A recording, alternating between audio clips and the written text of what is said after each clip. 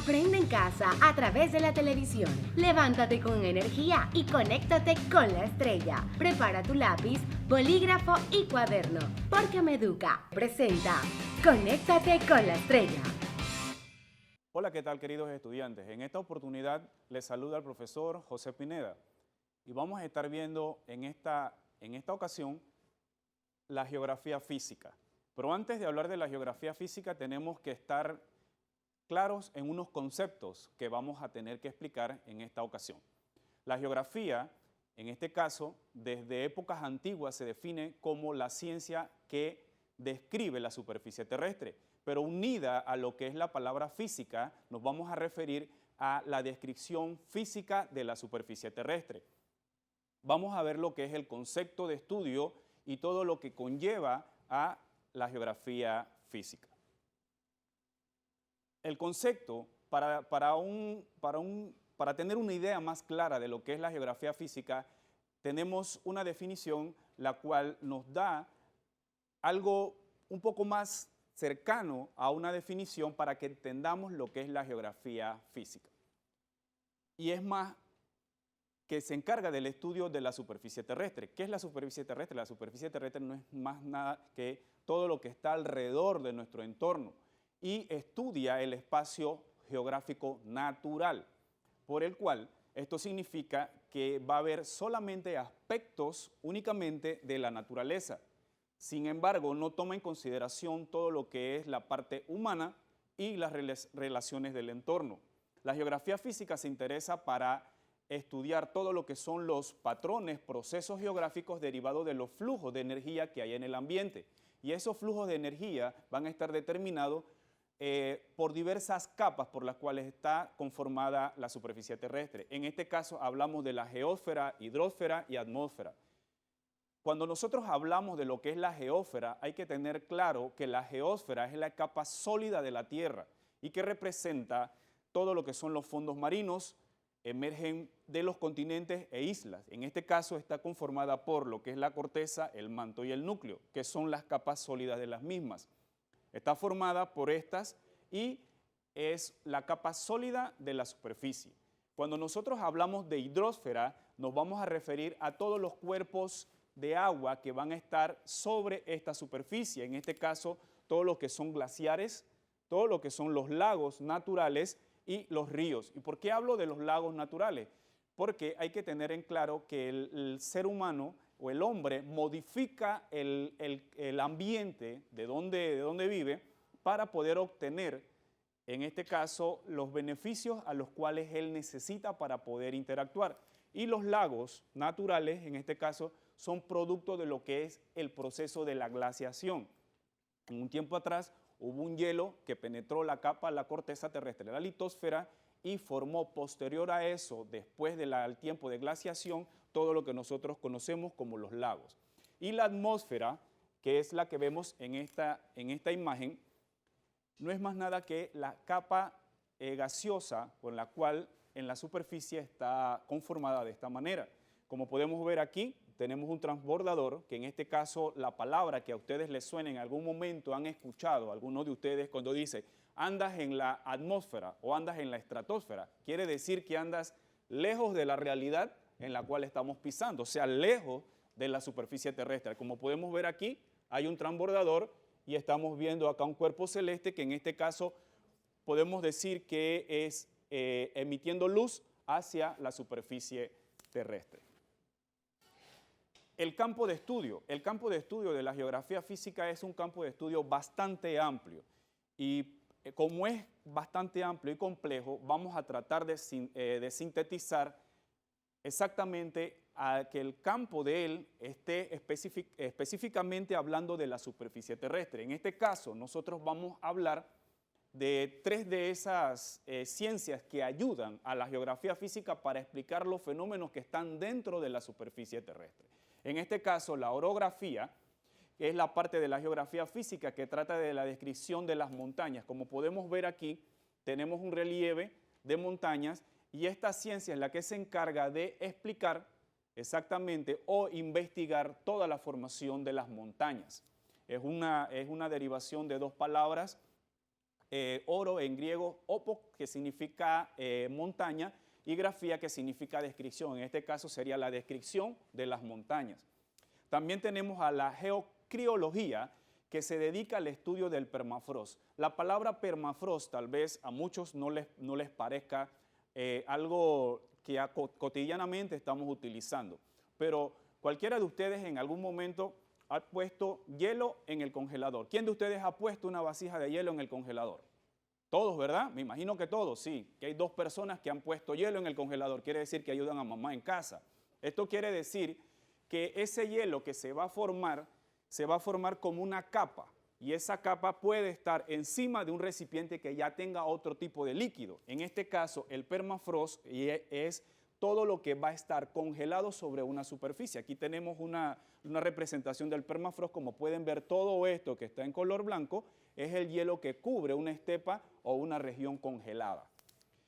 La geografía litoral, como su nombre lo dice, es la ciencia que se encarga del estudio de los litorales de los océanos o mares. En este caso, todos los paisajes costeros. Aquí tenemos un relieve de un paisaje costero bastante escarpado, bastante alto, y es la ciencia que se encarga de este estudio.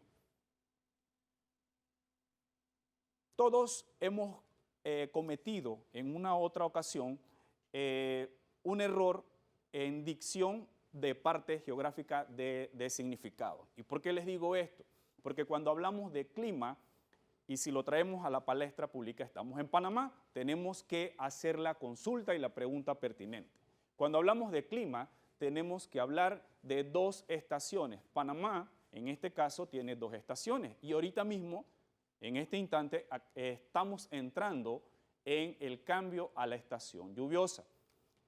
El clima, vamos a definirlo como las condiciones meteorológicas de un área dada, y que se caracteriza por estadísticas del estado en la misma atmósfera, pero en un largo tiempo. Y ese largo tiempo va a ser establecido en un periodo estudiado en un intervalo de 30 años. ¿Por qué 30 años?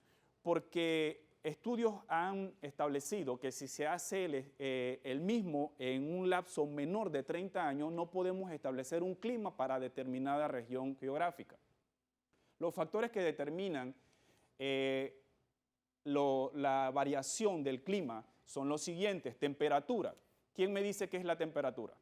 En algún momento usted ha estado en la cocina, ha prendido un fósforo, ha encendido un cerillo, estufa que no sea eléctrica, y en este momento el cerillo se consume y usted se quema. Usted sintió un cambio, una variación. La temperatura no es más nada que el cambio que hay, el descenso de la temperatura que está alrededor de nosotros, y es un factor que determina lo que es el clima. La humedad, cuando le hablan de humedad, es todo lo que nosotros vamos a tener alrededor de la atmósfera, y va a sentirse en especie de calor, pero a la vez está relativamente húmedo. La presión atmosférica, que su definición lo dice de la siguiente manera. A mayor altura, menor presión. Y esto lo hago como un ejemplo. ¿Cuáles de los que están aquí juegan fútbol? Para ver si son virriosos de fútbol. Por aquí tenemos un par. Okay. En alguna ocasión han ido a un altiplano que esté por encima del nivel del mar.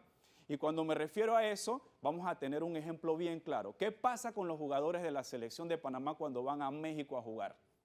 Si no van en un tiempo estipulado para aclimatarse, les va a ocurrir algo. Ellos descienden del avión, y si no tienen un periodo para aclimatar su temperatura o su presión en su cuerpo, les va a dar el mal de altura. Y lo más probable es que cuando desciendan del avión se puedan desmayar o se puedan caer. Porque tienen que tener la misma cantidad de presión que esté en su cuerpo donde ellos van. Y el altiplano mexicano está por arriba de los 5,000 metros sobre el nivel del mar. Los panameños somos costeros, los panameños somos de un clima tropical húmedo lluvioso, y no estamos en partes altas. El punto más alto de la República es el volcán Barú, y el que ha tenido la oportunidad de ir al volcán Barú, subir su cima de 3.475 metros, se va a dar cuenta que cuando va a 1.800 metros le falta el aire. A eso se refiere lo que es la presión atmosférica. El viento, todos conocemos lo que es el viento, y la precipitación. A continuación vamos a ver un pequeño video explicativo donde nos habla sobre la relación del clima alrededor del mundo. La mayor parte de nuestra meteorología depende de un simple hecho. El aire caliente sube. Y es el sol quien lo controla. Cuando calienta los océanos, una parte del agua se evapora. El aire, cargado de vapor de agua, se eleva. Y cuando se enfría arriba en la atmósfera, se forman nubes.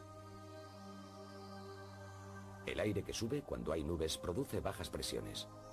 El que baja sin nubes produce presiones altas. El aire a alta presión siempre se mueve hacia donde hay baja presión. Esto crea los vientos que soplan en nuestro planeta. En el Ecuador, donde más calienta el sol, se forman masas de nubes cargadas de vapor en la alta atmósfera. Aquí se las ve desde el espacio.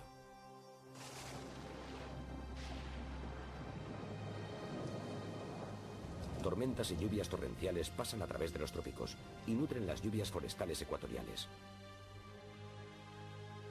Impulsadas por la intensidad del sol, se forman tormentas más fuertes en los trópicos, con ciclones, tifones o huracanes como este junto a los Estados Unidos. En tierra pueden causar daños terribles.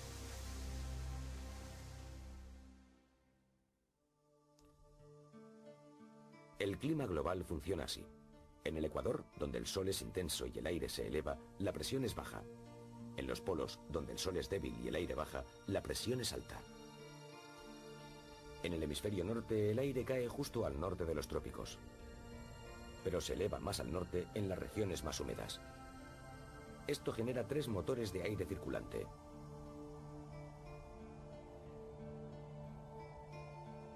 El efecto en África es una abundante vegetación en el Ecuador y el desierto en el Sahara. Europa es nubosa y húmeda. Aquí una tormenta de polvo sopla en el Atlántico. A la derecha, el extenso Sahara acompaña esta zona árida y de altas presiones. En Europa las nubes suben desde el océano. El borde atlántico es especialmente húmedo. El tiempo es variable en esta zona, normalmente de bajas presiones. Pero en las regiones polares de altas presiones es relativamente frío y seco. ¿Qué les pareció el video? Muy interesante, ¿verdad? Es una manera de cómo poder explicar para entender exactamente cómo en la Tierra está interactuando el clima. Porque en toda ocasión o en todo momento las personas se preguntan, el clima varía, hay temperatura, hay más calor, y nos damos cuenta de que es simplemente la interacción de vientos y de factores que están en el sistema donde nosotros estamos viviendo. El clima y el papel determinante en las actividades económicas. Es muy importante saber que el tipo de clima que tengamos nosotros en nuestro país va a determinar las actividades económicas por las cuales va a tener un desarrollo la sociedad. Y en este caso nosotros vamos a hablar sobre actividades como ¿cuál? El transporte. En un tiempo de lluvia o en periodo de lluvia, aquí en Panamá tenemos un fenómeno que todavía tenemos que ver cómo arreglamos en un sistema de transporte. Esto que están viendo acá es el pan diario cuando hay lluvias. Cuando hay lluvias tenemos inundaciones y lo que es el transporte completamente se ve anulado. Podemos ver que las actividades económicas, en este caso de lo que es la agricultura, la ganadería y la silvicultura, también se van a ver afectadas. ¿Por qué se van a ver afectadas? Porque excesiva cantidad de aguas, primero en la agricultura daña lo que son los cultivos. En la ganadería también influye en gran parte a el pasto de los animales en las praderas donde ellos deben estar o en los potreros donde está el asentamiento de los animales. Y en la silvicultura, todo lo que es la parte forestal. Entonces podemos ver que aparte de eso, en las actividades económicas, algo muy importante que se nos queda por fuera y que no debemos dejar es que afecta la conexión móvil y el Wi-Fi. Hoy en día, ¿quién de los que está aquí presentes no tiene un smartphone o un iPhone? Que me levanten la mano. Sé que la respuesta no va a ser masiva, porque hoy en día la tecnología ha llegado para quedarse. Y si no tenemos conexión, en este caso móvil, la conexión Wi-Fi va a tener prácticamente influencia sobre una lluvia que no va a dejar que nosotros tengamos lo que es la conexión. En este caso, los tipos de clima. Nosotros alrededor del mundo tenemos una zonificación. Vladimir Köppen, geógrafo alemán, se encargó de hacer una clasificación del clima, pero el clima global, y lo organizó en letras de la manera siguiente. Los climas A son climas tropicales, son regiones de temperaturas que no superan los 18 grados centígrados. Las temperaturas de Panamá. ¿Quién me dice cuál es la mínima de un día en Panamá, la temperatura? ¿15 grados? Ojalá fueran 15 grados. 15 grados estamos hablando de una región con un clima templado, un clima agradable. ¿Y cómo podemos darnos cuenta cómo es un clima agradable, un clima bueno para estar? Su acondicionador de aire, enciéndalo y póngalo en 16 o en 14 o en 13 y va a darse cuenta que la cantidad de aire que va a estar allí no va a ser un aire viciado ni caliente, sino un aire fresco. A eso nos referimos cuando hablamos de 18 grados centígrados y menor de eso. Cuando hablamos de los climas B, son climas secos. En este caso son los climas que van a estar establecidos sobre regiones de desiertos. En este caso podemos ver como ejemplo el desierto del Sahara. El desierto del Sahara es uno de los desiertos más grandes a nivel del mundo. Se encuentra en la región del continente africano y tiene influencia por el aire que viene del océano Atlántico que infiere sobre él y es una región seca. Climas de desierto. Los climas templados, la temperatura oscila entre 12 a 18 grados, como les mencioné hace un momento. Son temperaturas agradables y las precipitaciones medias para estas regiones son de 600 milímetros a 2000 anuales. Esto quiere decir que llueve muy poco y es mucha la diferencia a lo que tenemos en una región tropical donde hay 1500 milímetros de lluvia, de precipitación al año. Cuando hablamos de los climas D, son climas continentales, donde los veranos son más cálidos o fríos y las temperaturas oscilan entre 22 hasta menos 3 grados centígrados. Pero cuando ya hablamos de menos 3 grados centígrados, hablamos de un frío completamente extremo. Y el clima polar, en este caso, ¿quién de aquí ha ido al Círculo Polar Ártico? A ver, las manos arriba. Nadie, tampoco hemos ido al Círculo Polar Ártico. Pero si estuviésemos en el Círculo Polar Ártico, nos vamos a dar cuenta que va de 10 grados centígrados hasta menos 70 grados. ¿Saben lo que es eso? Es un punto de congelación. En el área ártica, el Círculo Polar Ártico para donde está el área norte y la Antártida para el área sur. Y los climas de la región H, en este caso de alta montaña, es el clima que caracteriza las cordilleras y los puntos de altura.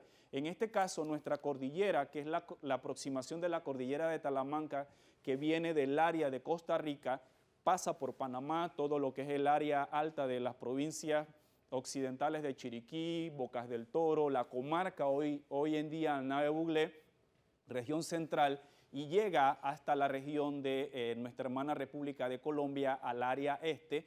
Es una cordillera que tiene puntos altos y está caracterizado por esto. Ambas, la A y la E, cuentan con subtipos de clima. En próxima ocasión podemos explicarlos y nos quedamos en este caso ahora con nuestro segundo video que va a hablar sobre los climas del mundo. El planeta Tierra tiene una forma geoide. En el centro de la Tierra encontramos una línea del ecuador que separa el planeta en dos hemisferios, hemisferio norte y el hemisferio sur. El 71% de la Tierra está ocupada por agua. El planeta está formado por 5 océanos: Pacífico, Atlántico, Índico, Glaciar Ártico y Glaciar Antártico, además de 6 continentes: Asia, África, América, Antártida, Europa y Oceanía.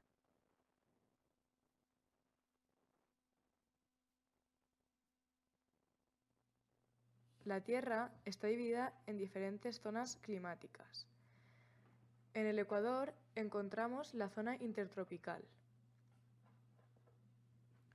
En el hemisferio norte encontramos la zona templada del norte. y en el sur, la zona templada del sur. En el polo norte encontramos la zona glaciar ártica y en el polo sur la zona glaciar antártica. El clima es más elevado en la zona del Ecuador y disminuye conforme se acerca a los polos. En la siguiente imagen podemos ver un esquema de lo que hemos explicado anteriormente. Dentro de cada zona climática podemos encontrar distintos climas.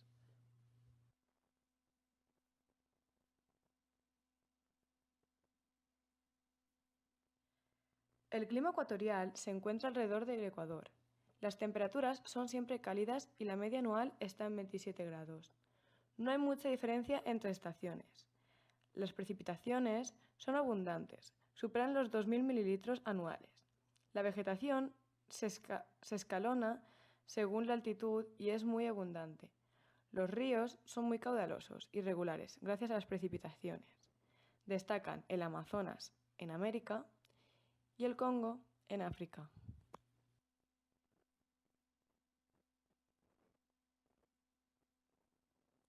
El clima tropical se da hacia los trópicos. Las temperaturas son siempre elevadas como el clima ecuatorial. Las precipitaciones son abundantes, entre 500 y 2.000 mililitros, pero se concentran en una época del año. La vegetación es verde en la estación húmeda y amarilla en la estación seca. Los ríos tienen menor caudal que en el clima ecuatorial y un régimen irregular. El clima desértico se caracteriza por las pocas lluvias. No pasan de 250 mililitros. Las temperaturas son cálidas y muy extremas. Por el día puede llegar a 50 grados y por la noche 0 grados. Las precipitaciones son escasas. La vegetación y la fauna también lo son, por la falta de agua, y los ríos se mantienen secos la mayor parte del año. Nada más llevan agua cuando llueve.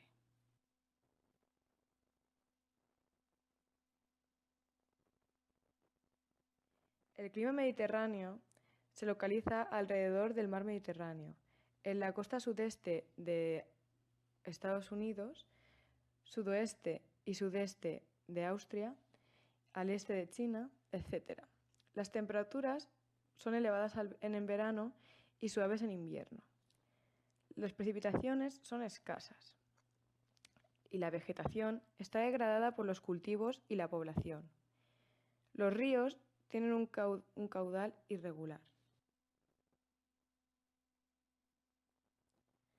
El clima oceánico se caracteriza por sus temperaturas suaves durante todo el año a causa de la influencia moderada de los océanos.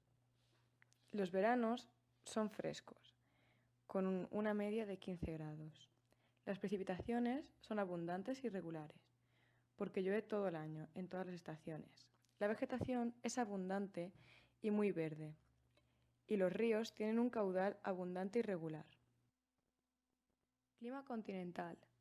Se localiza al interior de los continentes del hemisferio norte, América, Europa y Asia. Las temperaturas son muy extremas. En verano son muy calurosas y en invierno muy heladas. Las precipitaciones no son muy abundantes.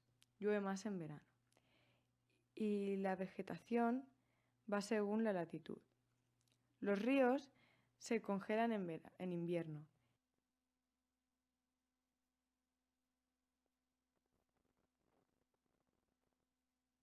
Clima de montaña. Se localiza en las serraladas más grandes del mundo y en las cimas más altas. Las temperaturas son heladas en invierno y frescas en verano. Las precipitaciones son abundantes a lo largo del año. La vegetación varía según la altitud y la parte de la montaña. Y los ríos se forman a partir de la nieve y el agua de la lluvia. Clima polar. Se localiza en la zona ártica y antártica. Las temperaturas son las más heladas de la Tierra, entre menos 20 grados a menos 50 grados. El verano prácticamente no existe. Las precipitaciones son escasas, alrededor de 300 mililitros. Los ríos son inexistentes. ¿Qué les pareció el video? Muy interesante verlo de una manera gráfica, porque así podemos ver exactamente cuál es el tipo de clima a la cual el país que usted reside es el que tiene en su entorno. Una pregunta capciosa: si estamos hablando de tipo de clima y estamos en Panamá, ¿cuál es el clima que tiene Panamá? A ver, ¿quién me puede responder? El tipo de clima que tiene Panamá es un clima tropical húmedo lluvioso. Como pudieron ver en el pequeño video, nosotros somos un país que está ubicado en el hemisferio norte, en las bajas latitudes, muy cercanos al Ecuador. Por ende, el clima que tenemos es un clima tropical húmedo lluvioso, referente a una zona que se llama la zona de intertropical, donde los rayos de sol perpendicularmente dan en esa área y produce el calor que tenemos. Ok. Continuo, tenemos lo que es el tema del agua, muy importante, porque además de llamarse planeta Tierra, ¿cómo usted cree que debe llamarse el planeta en el que usted vive? Esa pregunta me la han hecho una y otra, y tres veces, muchas veces me han hecho la misma pregunta, y una de las respuestas de un niño pequeño me decía: profesor, pero el planeta se debe llamar planeta agua. Y él tiene mucha razón en eso, porque el agua, en este caso, ocupa o recubre el 71% de la superficie de la corteza y está compuesta de dos moléculas, en este caso de dos átomos de hidrógeno y uno de oxígeno, y es la sustancia, en este caso líquido, que nosotros podemos ver en lugares como ríos, lagos, mares, y de igual manera también lo vamos a encontrar en lugares sólidos como lo son los glaciares. Principalmente los océanos, donde se concentra el 96.5% del agua, es el total de esta misma. Y los glaciares o los casquetes tienen el 1.74%.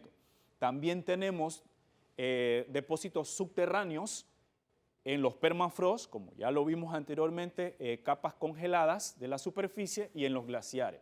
En los continentes tenemos el otro restante 0.04%, que es el orden decreciente donde están los lagos, en el suelo, la atmósfera, los embalses de los ríos para los seres vivos. Ok, el suelo. Si pedimos una definición del suelo, ¿cuál sería la definición que usted tendría bien darnos del suelo? El suelo, en este caso, es la capa superficial o llamada litosfera, donde usted y yo nos desarrollamos y estamos ahorita mismo pisando, ¿verdad? Proviene de la desintegración o la alteración física o química de las rocas.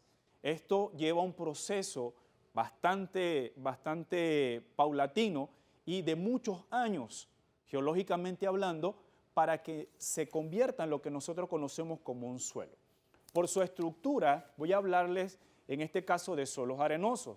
No retienen el agua, tienen muy poca materia orgánica y no son aptos para la agricultura, todo lo que son los suelos arenosos. Y los suelos calizos tienen abundancia de sales calcáreas.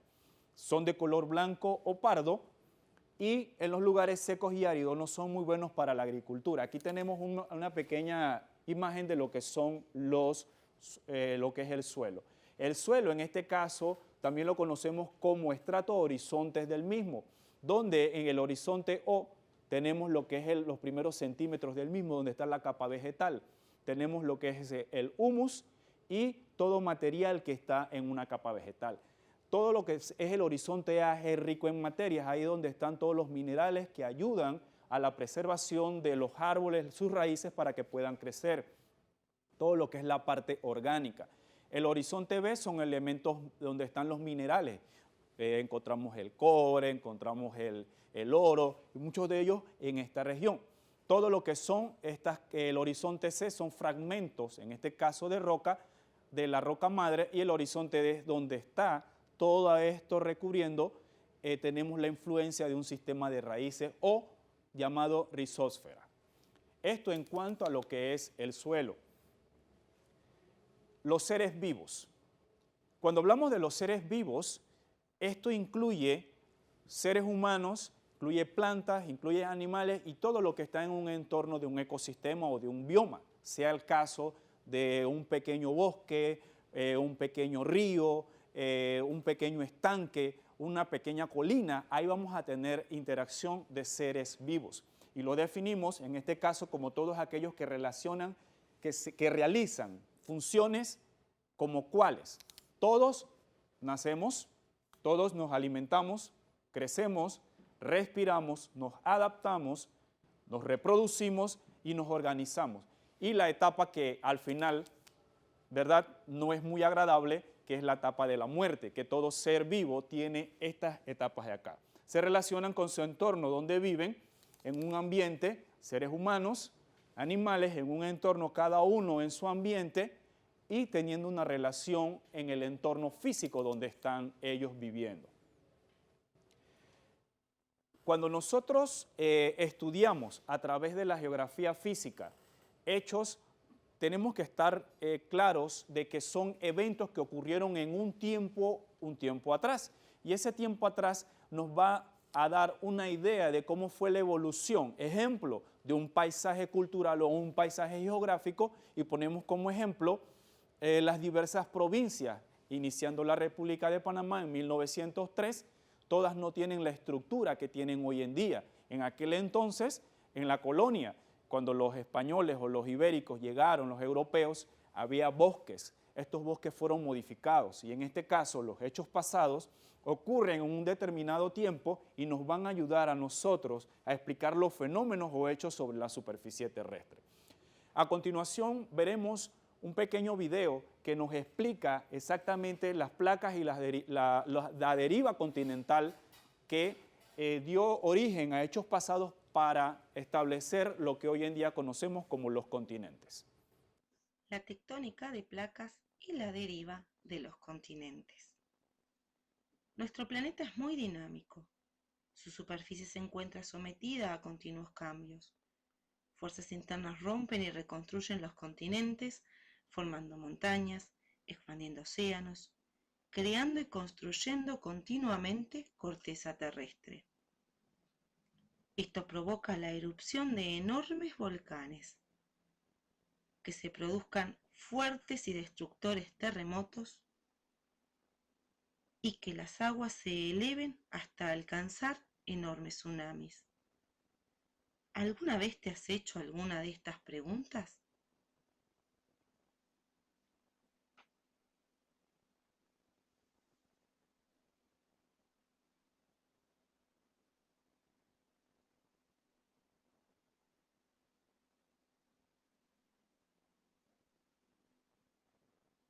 Estas y otras preguntas es lo que tratan de responder las teorías de la deriva continental y de la tectónica de placas.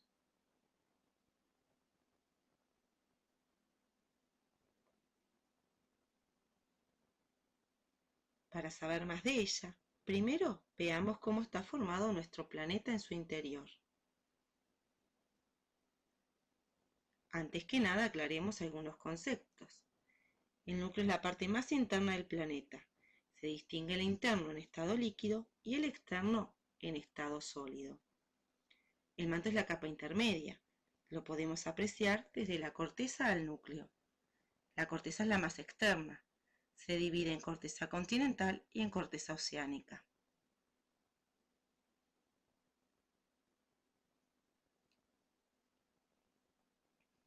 Pero los continentes alguna vez estuvieron unidos.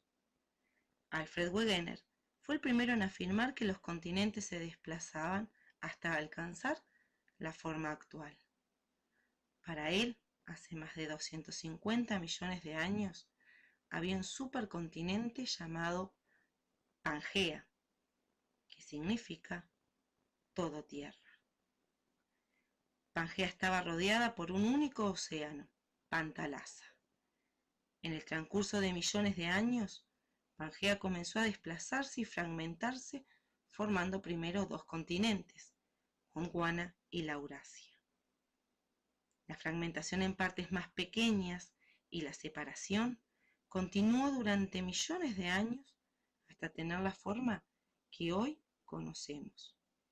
Y sabemos que ese movimiento no se detiene. Se cree que en el futuro los continentes volverán a unirse formando una nueva Pangea.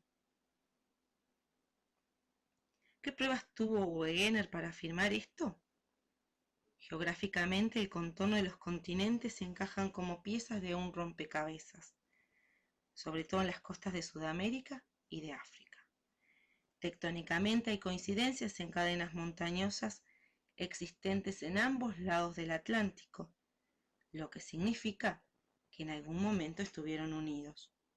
Paleontológicamente, restos de especies animales y plantas fósiles encontrados en ambas márgenes del Atlántico hacen suponer que en algún momento compartían un mismo hábitat. ¿Qué explica la tectónica de placas? Esta especialidad de la geología complementa la teoría de Wegener, explicando que quienes en realidad se mueven son las placas que componen nuestro planeta. Estas placas litosféricas son independientes unas de otras y se desplazan flotando. ¿Qué origina esto? Que no solo los continentes se desplacen, sino que el fondo del océano también se expanda. Las placas estas se mueven aunque no nos demos cuenta, modificando la corteza terrestre. Bordes convergentes son cuando dos placas con bordes comunes se acercan y colisionan. Una de las placas desciende y se introduce debajo de la otra. Bordes divergentes es cuando dos placas con bordes comunes se alejan y forman una brecha a través de la cual asciende el magma. En los bordes transformantes, los bordes comunes de dos placas se desplazan uno al lado del otro. Así llegamos al final y te invito a buscar más información. Muy interesante el video. Como pudieron ver, explica de una manera sencilla cómo fue la formación de lo que hoy en día conocemos como los continentes, continente americano, continente africano, Eurasia, en este caso Europa, Asia, y todo lo que tenemos en la región de Oceanía. Muy interesante ver cómo las fuerzas que están por debajo del océano, llamado placas tectónicas, dan origen, ya sea volcanes, islas, y la superficie en la cual usted y yo hoy en día habitamos. Los riesgos naturales es un tema que vamos a tratar en este caso para explicar el entorno a una superficie y todo lo que nosotros hoy en día conocemos como la superficie terrestre. Y se puede definir como la probabilidad que un territorio tenga y la sociedad donde habitan que sean afectados por episodios naturales de rango extraordinario. Y cuando digo de rango extraordinario, podemos hablar de terremotos, podemos hablar de tsunami, podemos hablar de grandes inundaciones. Y en este caso es vulnerable la población o la región en una amenaza de peligro natural. Los riesgos naturales se pueden clasificar de la siguiente manera. Tenemos los que son geológicos. Los geológicos van a estar establecidos sobre el margen de la capa de la Tierra. Los meteorológicos por lo que es el clima, los hidrológicos por la parte de agua, los climatológicos, cósmicos y biológicos. En este caso, todo lo que son los productos del clima que intervienen en la mano del hombre, en algunos casos va a originar desastres como los cuales aquí tenemos el derretimiento de las capas polares. El derretimiento de las capas polares hoy en día es un fenómeno que está golpeando fuertemente a nuestro planeta, porque es una incidencia del aumento de la temperatura, efecto invernadero y el calentamiento que la capa de ozono, que es la capa gaseosa que cubre la Tierra, sea afectada y que los rayos ultravioletas que están fuera en el cosmos penetren y nos puedan causar a nosotros afectaciones tanto a los seres humanos y animales, como en este caso a los humanos, el cáncer de la piel. Tenemos lo que son las guerras. La guerra lo que deja es miseria. Nosotros sabemos y hemos tenido alrededor de nuestra historia muchas guerras, muchas batallas en épocas antiguas, en la Edad Media, en la Edad Moderna y las más recientes que nosotros conocemos en este siglo XX, el siglo pasado, Primera Guerra y Segunda Guerra Mundial. Dejan desolación. Las inundaciones, los desastres y la mano del hombre interviniendo en esto, como nos dice a nosotros, que es en parte acción del hombre, desastres como estos, terrorismo. Esta imagen que todos recordarán, en esa época que Estados Unidos vivió una incertidumbre muy grande cuando fueron golpeados en su centro financiero en las torres del World Trade Center. Okay. Cuando nosotros hablamos en este caso de partes biológicas, vamos a hablar de países que han sido afectados por un virus, por una pandemia. Y tenemos como ejemplo el brote del ébola. El brote del ébola inicialmente fue detectado en el año de 1957, pero un brote en una época más actual fue en el área de África. Sobre esta área, el área de lo que es cercano a Sierra Leona, cerca lo que es Freetown, en la costa cerca de Liberia y Costa de Marfil, muy cerca de Guinea. Todos estos países fueron afectados por este brote.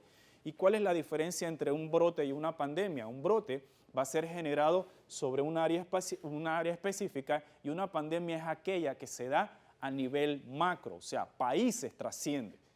Estados Unidos también tuvo brotes y aquí tenemos una pequeña estadística de lo que fue el brote del ébola para el área del continente africano en 2014 a 2016 y con una cifra de muertos de 11.323 alrededor de ese brote que hubo de ese virus mortal para ese entonces.